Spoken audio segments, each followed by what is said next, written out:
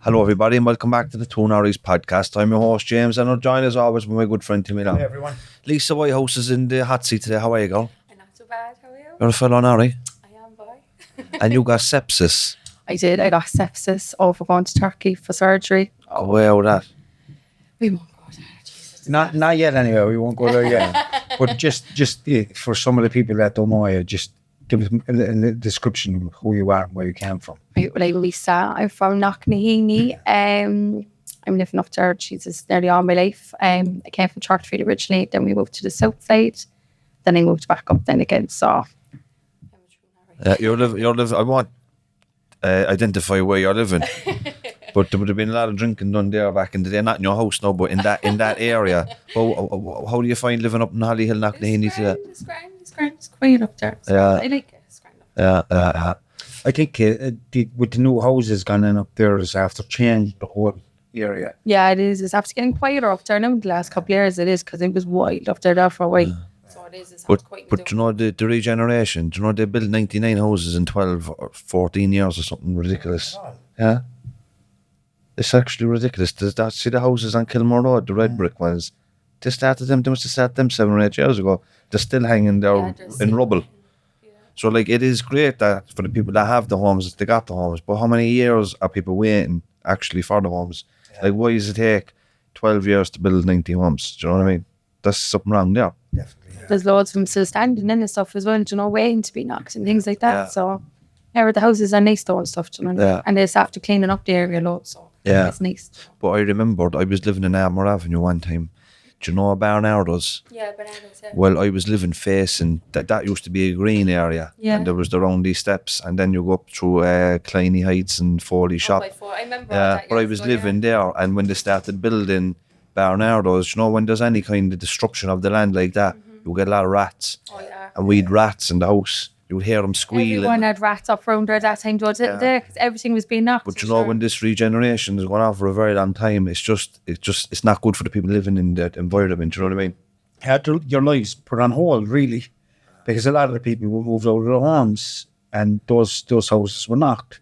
They were moved into newer houses. And in different areas as well, they were put and stuff like that. So the community was actually broken up. Yeah. And you would have had people who lived next door to each other maybe 20, 30, 40 years. And then they're next to new neighbour. It's pretty hard, especially for older people and stuff like that. Exactly, because for the older people, they would have had maybe the next door neighbour that looked after them. Yeah, and like knock for an old cup of milk now or a bit of sugar or something, like the old ways and stuff like that. But even if you're an old lady or an old man and you're living in Carberry Grove or Lawn or the heart of Knocknaheeny, where you've Super Value is there, the post office is here, everything is walking distance. And then all of a sudden you're shanghaied down to the arsehole in the meadows or down no Shanacheel where there's not a shop for miles, there's no bus. I'd say it can be very isolating for the older people. Of course it is very isolating, definitely 100%, God love us, because like they're so used to being so close to everything and then they're shifted down there. Yeah. Now even though the houses are newer and they're better and they're probably better for themselves and everything, because remember all the asbestos used to be in the things and everything years ago. But if you need any asbestos removed, I know somebody that does that. No, we started a new asbestos company there, myself and Hilary. Very good. In Lineco. So we do asbestos removal and we re-roof. We've all the training, the insurances and everything above board.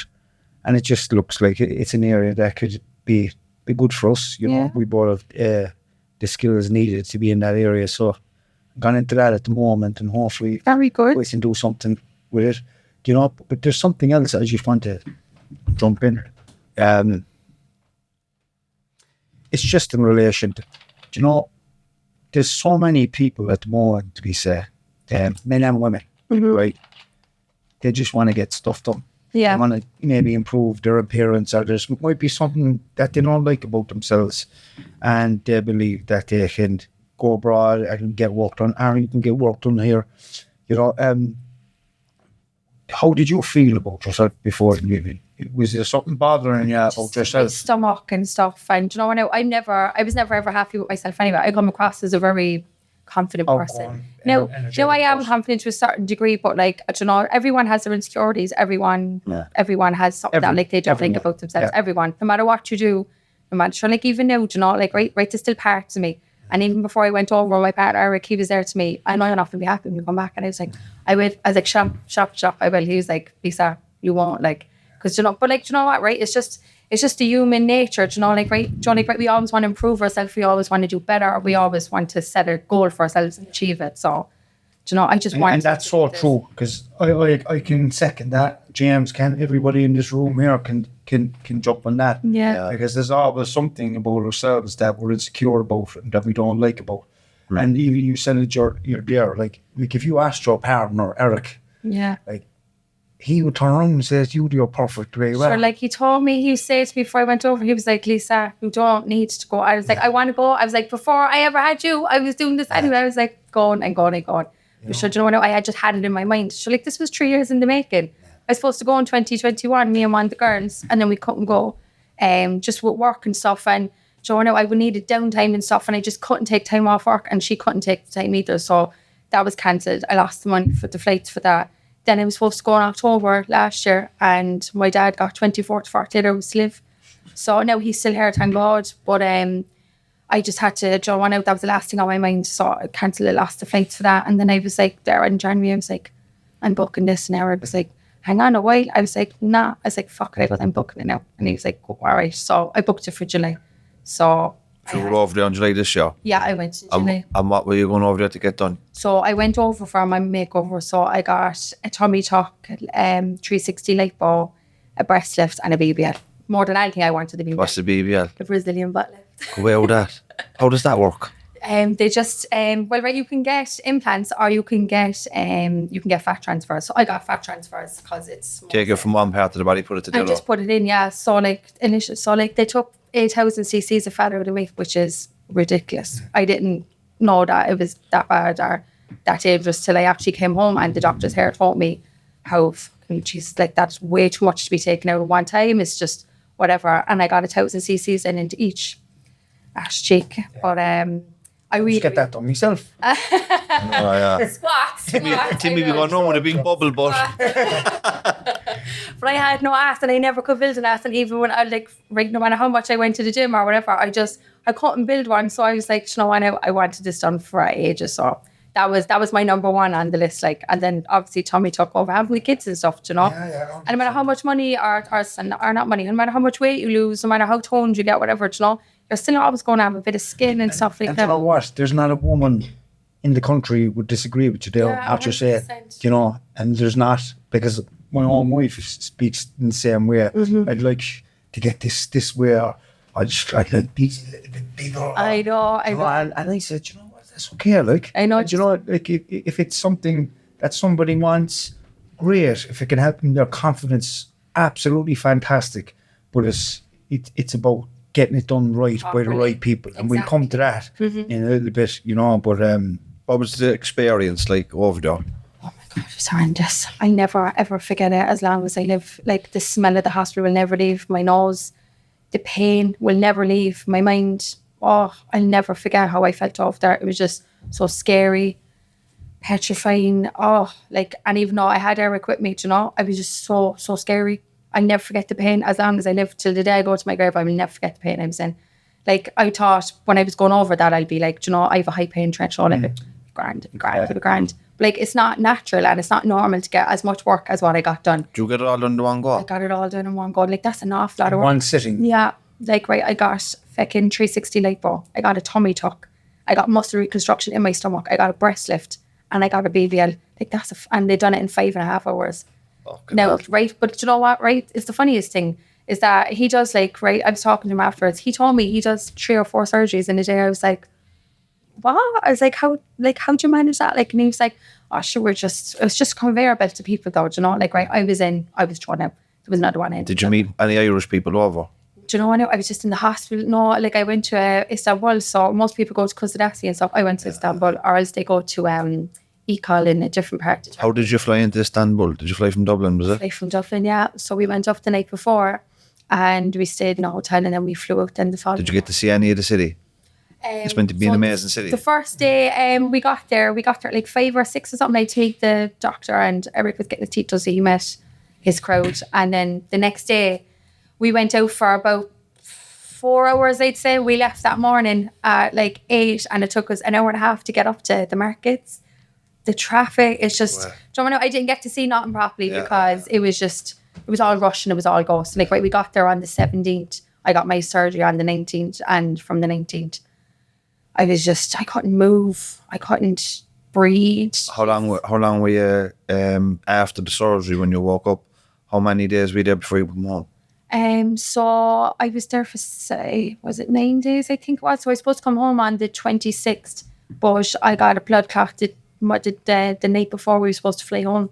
So I got a massive blood clot in my chest, and I rang my aunt because she was after getting her breast lifts and stuff, and I was like, is this normal? I was like, my chest is killing me. I was like, it's really swelling and stuff, and she was like, no. So I was ringing their translators and stuff, and their assistants and things like that, and she wasn't answering me.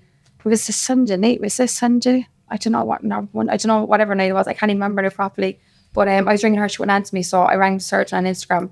So I was like, please answer me. I was like, I'm really worried. So he answered me back. He was like, what's wrong? I went on FaceTime with him. I was like, what's this? I was like, my chest is swelling. I goes, it's really sore. It was like up here and it was so sore. I felt like it was just going to bust. So he was like, oh my God. He was like, no. He was like, straight to emergency now. I was like, emergency. He was like, come straight to the hospital. So he sent a cab for me. So we went down and he just prepped me for surgery, brought me straight down. He told Eric I'll be down there 45 minutes to an hour, and I've gone 3 hours. Eric didn't know where I was. He was asking, like, this at 3 o'clock in the morning in the hospital. Like, he was like, where's my wife? Like, do you know, where's she? And they were like, oh, there's no Lisa Whitehouse here. We don't have her on the system. So he thought I was dead. He didn't know where I was. He was running around the hospital. They sent him down to the basement where the operations goes on. Couldn't find me.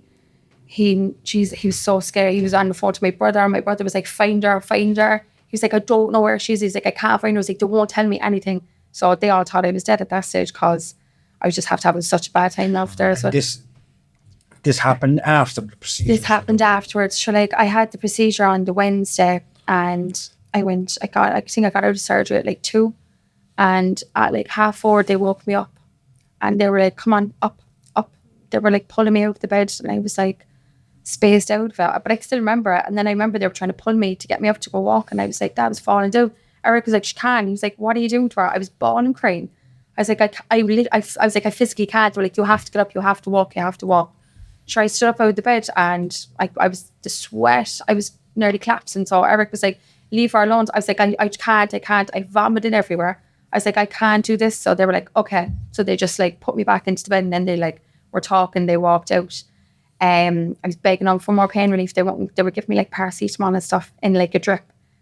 No, I got morphine and stuff all right off them, but like it was just paracetamol. Then afterwards, they were just giving me paracetamol and drip. I was like, can you give me something stronger? I was like, I actually am in so much pain. I was bawling and crying. I was getting sick. I was in so much pain, and they were just like ignoring me. They're like, kind of a thing. Was the pain focused on your chest, or was it all over? Oh my God, Jesus! The most pain I had was through my back because I couldn't straighten up.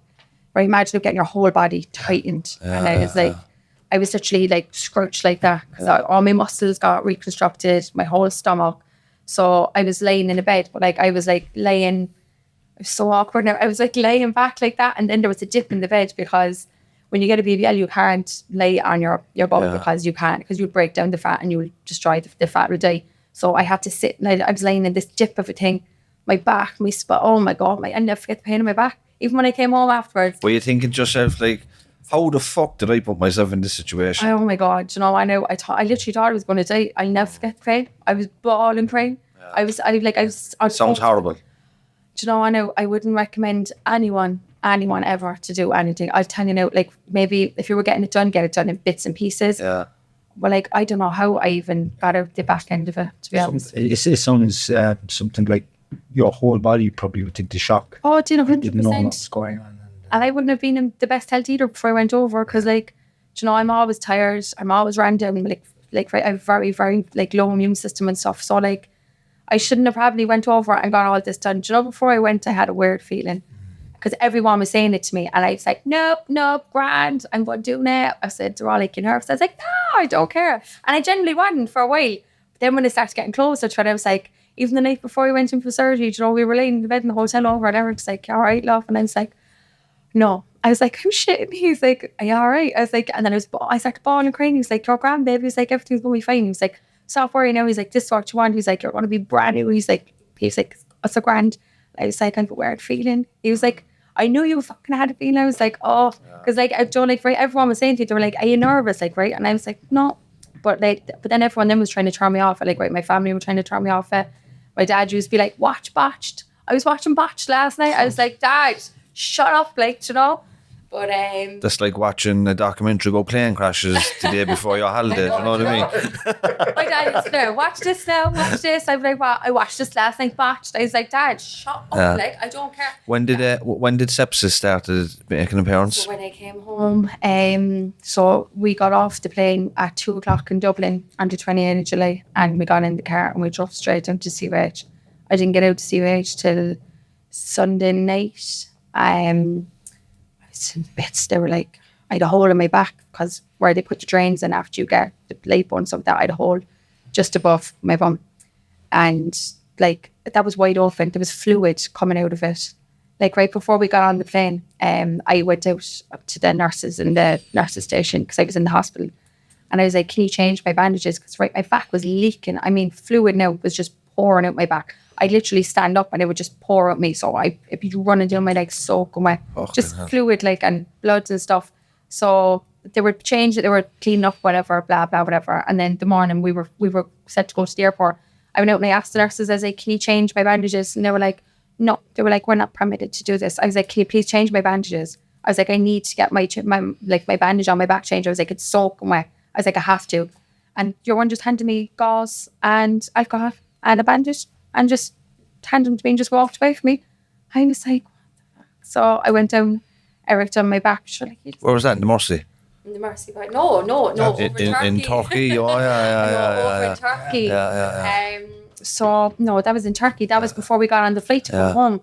So he put it on, and sure, I didn't even get to the airport, and there was fluid pouring down my back again. I had like a black dress thing on me. How was your pain at this stage, Lisa? Oh my God, it was very bad. It was so bad. There was 3 or 4 procedures after being done. Yeah, so yeah. And you had pain coming from each and every one of those different areas because you were operated on those areas. I couldn't walk. I was literally bent over like this. I had a walking stick, and I was walking. I was so swollen as well because I was full of water from being opened up, and I was so swollen. I'll never forget it. I actually have pictures on my phone. Like right when I show people in there, like I can't believe that was you. My face was swollen, my hands. I tore my 2 groins when I was after I came back. I couldn't walk. I was in agony. I was after pulling my groins because the night before we flew home, the doctors were telling me to go out and walk, Joe. They were like, walk and get exercise. You have to move your body to get the fluid out of your body. So I was like, okay. So there was like a supermarket next to the hospital. So Eric brought me down.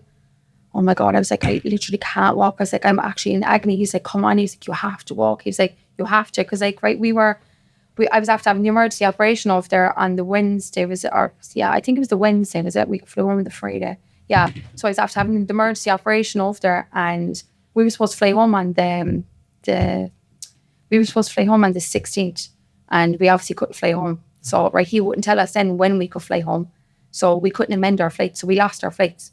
So we were panicking then because we were after running out of money. We were like, what are we going to do? So I was like, when can I go home? When can I go home? But like, he wouldn't give us a day.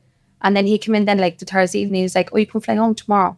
I was like, tomorrow? But you know what? I didn't feel safe there. I just wanted to go home so bad. But I was so scared then at the same time because I was after getting a blood clot. I was going to travel to my heart. He'd bring me down for emergency surgery. While I was in that emergency surgery as well, I woke up on the table. They didn't give me enough anesthetic. So my mind was awake, but my body was asleep. So like that was another thing that like happened to me over there. So like besides all the pain and all the stuff that I went through, like then you do about a 4-hour flight, I'd say, to Dublin. It was nearly 5 hours. And then another spin to Cork. It took us. I think it took us like 4 hours because like, he had to keep stopping because I couldn't. I was like bawling with the pain I was in. I was screaming like. And when you got home, then you ended up in the Mercy. I know I went straight to CUH. You went to the CUH. We didn't go and we just got straight. I just was like. What did they say at the end of CUH? You have to do to yourself. Like I just got showing out bandages. My back was soaking. Like right on the way down from Dublin, we had to stop in a garage. I never forget it. Right, you know them puppy pad things that like you have right after you get surgery, right? Them down and yeah. So I had a load of them in my bag, me and Eric had to go into a garage and he literally had to drain my back. So I was like this and he was just pushing the fluid out of my back because, the whole and it was just pouring down my legs. I was bawling, crying because I couldn't, like, I just kept, I was in agony on the picture. It was like, everybody's listening to that. I'm telling you now, it's scary. It's actually, it's so scary. And like, it's actually, like, I have PTSD over what's after happening to me from all this. Like, I'm a shell of the person that I was. Do you know, it's just so scary, right? If I knew then what I know now, like, and to anyone that is considering going to these places to get stuff done, just, Jesus, think about it. Like, do you know? Would it be these places or would it be get the work done in general? No, do you know what now? Like, right, my surgeon out in CUH, Susie, I love her. She's saved my life. I swear to God, she's an angel from heaven. I swear that she's have to come in to save me. She really is. I adore the ground she walks on. She's unbelievable. She's a fantastic surgeon. She, like, there was a gauze left in my chest. That's what was caused the sepsis for me. And I had surgery 2 weeks ago. This is my second surgery since I came home to Ireland because my breast just kept swelling up and it kept filling up with abscesses. So just repeat what you said. There was gauze from one of the operations left in your chest. There was a gauze from Turkey left inside my chest. A piece of cloth. Yeah, a long piece of gauze that size. It was up here underneath my chest cavity thing. I got MRIs now, right? Bear in mind, I'm home since the 28th of July. I'm after having, I don't know how many ultrasounds, drainages. I got opened up to get a washout. So they opened up my chest and they washed out my chest. I had MRIs and nothing, that never showed up. It was buried so deep. It was under my muscle, my tissue, my fat. I was just buried under there. And it was only just by chance that, like, she literally opened me up a few weeks ago and she was really, you know, like, giving me a proper clean out. She was really rooting around to get me, like, just to make sure. Because, right, we didn't know what was causing all this infection because, right, it would just be gone. And I'm after being on serious antibiotics. I'm after being drained manually. I'm after having drains in my boob. Like, Joe, like, walk around, like, with a bag of pus for 2 weeks at a time, you know, and then going over to the hospital 24/7. I'm after having all that done. And it just kept coming back. And they She found it. Causing it. And, you know, even Susie, my surgeon, she was like, what is causing it? She was like, I was like baffled by it. The surgeon is doing 3 or 4 of them a day, Do you know what 4 or 5 hours each. He's fucking half asleep doing them, I'd say. Even some of the operation she got for maybe the clot, like, not even using enough anesthetic for that. I think, like, that they were basically just trying to cut costs in relation to what they were. They're probably err on the side of caution with the anaesthetic because a few people have died on the bed because of the anaesthetic. There was a couple of people died dental from Ireland. They died on the dental chair because of too much anaesthetic. Yeah, or they were allergic to it, or they had a reaction to it. So the anaesthetic is the most dangerous part of the operation. So they probably underdosed it out of fear, but you had an awful experience. Terrible altogether. What would you say to any young one or woman, not having to be a young one, just because you're young, but there's people in their 40s, 50s and that doing it too, in there? Yeah. Would you have any advice, like, if people are adamant on doing it, would you save up and do it at home or go to maybe a different country? Or? At home, 100%. Like, right, I know it's expensive. It is expensive because, like, right, for what I was going to get done, it would have been about 45, 50 grand here, I'd say. Easily, like, because I got so much work done. What did it cost over there? A fraction of that. A fraction. But, like, I worked so hard for that money, you know, and, like, that's what's so disappointing. I worked so hard. I saved so hard for it, you know. Like, right, I got a loan as well off the credit union to put towards it, you know. I had that money for years, for, like, the last 3 years, and I had it and I wouldn't touch it. That's my surgery money, you know. And it's just so disappointing, the experience that I had, because, like, I know people who went over.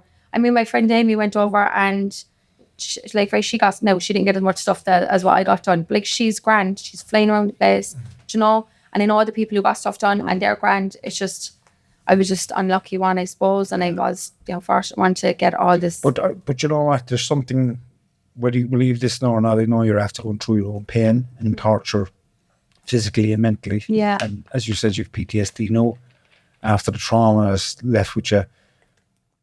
But by you sharing your experience here today, like, there's good in that. Oh, I know. And, you know, I know I'm just so grateful as well of life and stuff. It's weird, you know, like, right, stuff I would have took for granted before, I don't anymore. Like, I'm literally after being in a hospice since the 28th of July.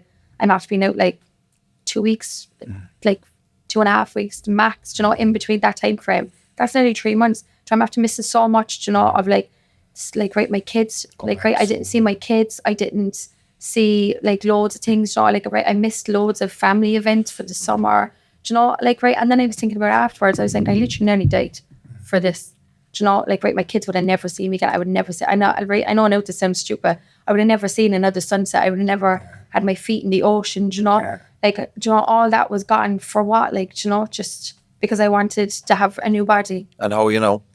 I'm grand. I'm getting there. It's hard, like, you know, like there's good days and bad days and stuff, but like I'm grand. I'm getting there. And stuff. How is your body after healing? It's great. It's I know there's still stuff going on at the moment. No, it's fine. Everywhere else is fine. It was just my chest all the time. That's what was making me so sick. It's like I had sepsis and I didn't even know for a whole week. I had sepsis for a week and I didn't even know. And you know you had sepsis on the month of sepsis. It was sepsis. I know sepsis month. Yeah, I was so sick with it. Oh my God! And I didn't even know what was wrong with me. And that's potentially fatal. Like that can kill you. Sepsis shock. I didn't even know. Like, right, I had it obviously that week, and I didn't know. And I was out back to CUH because we were only just after kind of coming home, and it was my birthday on this Sunday, so I started feeling really shitty on this Friday, I think it was, and my chest started swelling, and I was like, "What is this?" And I was showing Eric. I was like, "That's after swelling," and he was like, "It's just probably your body healing." He goes, and you know, like settling. He was like, just relax, you know, because like I was like, oh my god. He was like, it's grand. He's like, relax. So that was Friday. So I felt so sick. I was really sick, and my friend was after being down with me during that week, and her fella had COVID, but she didn't know. So and then she came down. So then I thought that I had COVID because I really felt so bad. So I was doing COVID tests, and I didn't have COVID. And I was like, what's wrong with me? I was like, I'm just probably after picking up. Doing this stuff. I was like, I'm after picking up something. So I was so sick. That was the Friday. Then Saturday came. I was so sick. Couldn't move all day Saturday. I was dying. Sunday was my birthday. So Eric was after getting me loads of balloons, and he was after booking the Dean for food and all that. So he was just like, come on, get ready. And I was like, I finished, you know. She got on for he'd all cakes and balloons and everything. Eric's son was like a great old boyfriend or partner. He's the best in the world. He draining your back and everything, like, and then buying the flowers a few days later.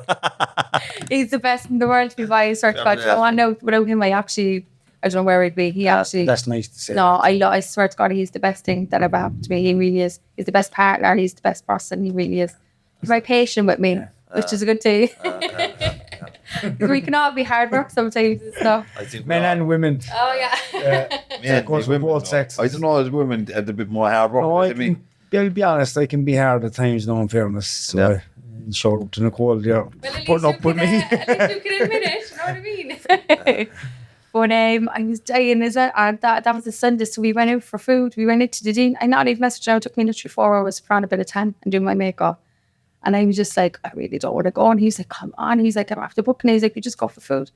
Right, went into the Dean. We went out at 6. I was home and all at 10 to 7. That's how sick I was. I was literally sitting down having my dinner. And I was like, that shaking. He was like, what is wrong with you? I was roasted out same day. He was like, what is wrong with you? I was like, I'm racing. I want to go home. He's like, put on my jumper. I was like, I want to go home. He's like, get a cocktail. I was like, I want to go home and die. So we ended up going home, and I couldn't wait. I just came in, stripped off from my pajamas. I'm shaking. I put on big, like this is August now, like I was shaking with the cold. Put on big fluffy pajamas. I was laying in the bed. I was like that rattling. He was like, what is wrong with you? I was like, I don't feel well. He was like, go see for a while. So the Monday came, I was still dying sick. And then Tuesday, I rang my brother. I was like, are you at work? And he's like, yeah. I was like, choose the car, because he works in Atfield. He's like, yeah. He goes, please bring me to the hospital. He goes, she was sick. What do you mean, like? I was like, I'm so sick. I was like, I didn't sleep a wink. I swear, I was awake all Sunday night. No, all Monday night. I could not sleep. I was awake the whole night long. I was so sick. I was vomiting. I was in agony. I was just in so much pain. I couldn't stop vomiting, and I just couldn't sleep. I was that bad. And then I was after ringing him. I was like, will you bring me to the hospital? He was like, Lisa, are you actually having a laugh? He was like, what? He was like, what's going on? So I told him, he mangled me. Then he was like, you're feeling like this all fucking weekend. He was like, you didn't go to the hospital. I was like, and I have to go there and sit there for 12 hours. He's like, Lisa, you have to go to the hospital when you feel like this. So he's like, ring an ambulance. I was like, oh, I'm not ringing an ambulance, Gavin. He's like, ring an ambulance now. So I rang an ambulance. They came up. So I left him in. They done my stats and they checked my blood pressure stuff. And they just looked at each other and they just were like, come on. We have to bring him to the hospital. So got out to the hospital. That was on Tuesday. Wednesday, I was so sick out in COH. And then on Thursday, I went into sepsis shock. My whole body would just started shutting down. My temperature went to above 40. My blood pressure dropped to 50/30 or something. So I was hallucinating. I didn't know what was going on. I rang Eric's because Eric was at work. I rang my brother because I was in the hospital all day on my own. The nurses, it was really busy on the ward. So like the nurses were coming in and out. I was just lying there and I was like, but like right at this stage, I don't think that anyway is sepsis either. I was only until after this happened that like they actually realised that I actually had sepsis. I was lying there and I was like, oh my God. I was like, I don't feel well. My aunt rang me. She was like, what's up? I was like, such bawling and crying. I was like, I feel it's like I'm going to die. I was like, I'm like, and she was like, he said, call the nurses, like, and I was like, I know. I goes, I'm calling them. I goes, but like, they're not. I was like, they're busy, like, and she was like, you're sick. She goes, you're in a hospital. She goes, call the nurses now. She goes, get them to come over to you. So I just pressed the buzzer and they came over then they just checked my temperature. They checked me. I was shaking. And then it was like that. They were like, do you want another blanket? I was like, yeah. So I like 3 or 4 blankets off me at one stage. I was shaking. How long does the sepsis last for then? Does that kind of just die away in the body after a while, or antibiotics? Just into the antibiotics. They're like bleach. They have to put through it. They're very strong. Well, I'm actually lucky that it didn't destroy any of your organs. I know. It's crazy. Like, right, they had to sedate me. So like the last things I remember before they sedated me was like I rang my brother screaming, crying. He was like, "What's wrong?" And I was like, I was like, I feel like I'm going to die. My whole my body was burning me. My joints were burning me. I was shaking with the cold. I was screaming, crying. He was like, I'm coming out. He's like, I'm coming out. He was like, give me 5 minutes. So him and his wife came out and they were just looking at me. He was like, what? He was like, what's wrong with her? I remember looking at him, but like, right, I was going in and out. It was weird. It was like I was going in and out of consciousness or something. I was looking at him. He was like, what's wrong with her? And the nurses were like that. And then I was looking up, and then Eric then came out. He was panicking. Then it's like, he came over to me. He was holding my hand. He was rubbing my hand. He was like, you're going to be all right. You're going to be all right. The last thing I remember was looking up at him and he was looking down. He was rubbing my hand. That's the last thing I can remember. And then I woke up the next morning and they were like, right, we're prepping you for surgery. They're like, you should go for surgery. I was like, what do you mean I have to go for surgery? They're like, you have to go for surgery. They were like, we have to open up your chest. We have to drain it. Because I was after getting drained the Wednesday and it didn't do anything for me. So they were like, we have to bring you down for surgery. We have to open you back up. So I literally got like 20 minutes notice that I was going for surgery. This was the second operation then? This was the first one that I got after I got the sepsis. So they just gave me 20 minutes. So they're like, we have to bring it in for surgery. So I was like, okay. So I rang my brother, Eric. They were like, okay. I just said to my brother, I was like, I'm so scared. He's like, don't be scared. He's like, you have to do this. I was like, I was bawling crying. How many operations did you get when you came home? 2. So yeah, so that was the first one I was. Did they find the gauze in your boob that time? No, it was just not. It was up here, and I was after getting ultrasounds and everything. So it was the second operation they found that. It was the second one. That was only 2 weeks ago. Yeah. You know what? I was looking at something on the telly recently. I think it was Virgin or some other station. There was this. I think we were talking about it beforehand. Yeah. I think this is important to mention as well. There was. Mother and daughter went over to Turkey as well to get some procedures done. I think she got a gastric band, I think was it. Was it? I think that's what that woman got. I could be wrong now, but I think that's what she got. And what happened was the daughter got her work done and she came out and the mother, there was no sign of the mother for 2 days inside the hospital. And the daughter was going around the place looking for the mother, trying to find out information of what was after happening. And her mother was after dying. Mm-hmm. And they were after cremating her body off there. Fuck off. From out the trial and the operating table. They didn't even tell the daughter that she was after mad at her. They just got rid of the body. Yeah, they just cleaned up the body and stuff. But like Eric thought he was dead as well over there. Kanye West's mother died and getting cosmetic surgery as well. She did. And he was never the same since. Yeah. And like it's only after this is after happened to me that I'm after realising, you know, like right, imagine I did, like right, imagine what my children would think. Do you know, like I have 2 young boys and stuff. And like, imagine what they think, you know. Would you go back? No, never again. I'm afraid, Jesus, I'm afraid of everything now. I would never go back. Never, ever. Do you know if people are thinking about going over, but they want to maybe reach out to you, ask you questions or some advice, how can they do that?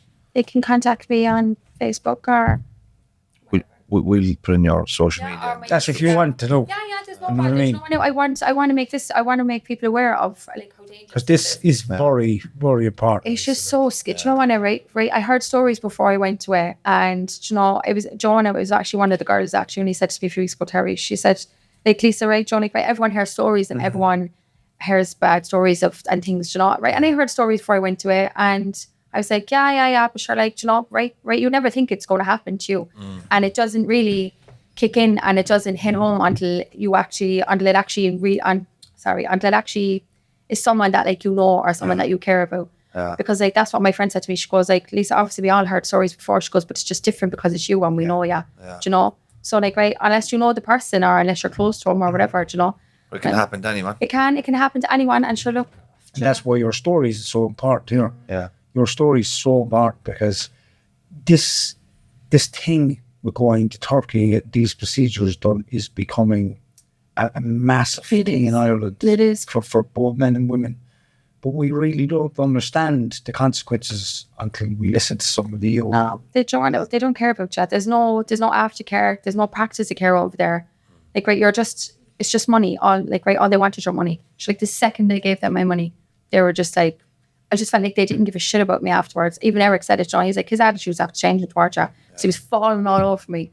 And then when I gave him the money, do you know, like it's just like, I don't know, like I didn't really pick up on it properly. But Eric picked up on it. He was like, his attitudes have to change. And then I got the operation on the Wednesday, and he came into me on Friday, and he was like, oh, you're fine. No, you can go home. I was like, I can't even walk. I had a cataract thing inside me because I couldn't even walk. I couldn't even go to the toilet unassisted. I couldn't do anything. I could not get out of the bed. The second day they got me out of the bed, I fainted out in the corridor. Eric had to bring me in. I was very bad. I was like, you want me to go back to the hotel room and I can't even walk? I was like, how's this possible? I was like, is there a 24-hour nurse? Because if this is what they told me, that I'd have a 24-hour nurse when I go back to the hotel. I'd have 24 hours assistance. All this, it's all bullshit. It's all bullshit. Well, at least people know when they're going over, if they listen to this, they're going their eyes wide open. And whatever may happen, I hope that they have good health. But maybe it's not worth the risk. It's not worth But it's up for people to maybe come to that decision themselves. But thanks for your time. No, And thanks for being so open with us. I appreciate it. Thanks so much. And we'll see everybody next week. Sláinte.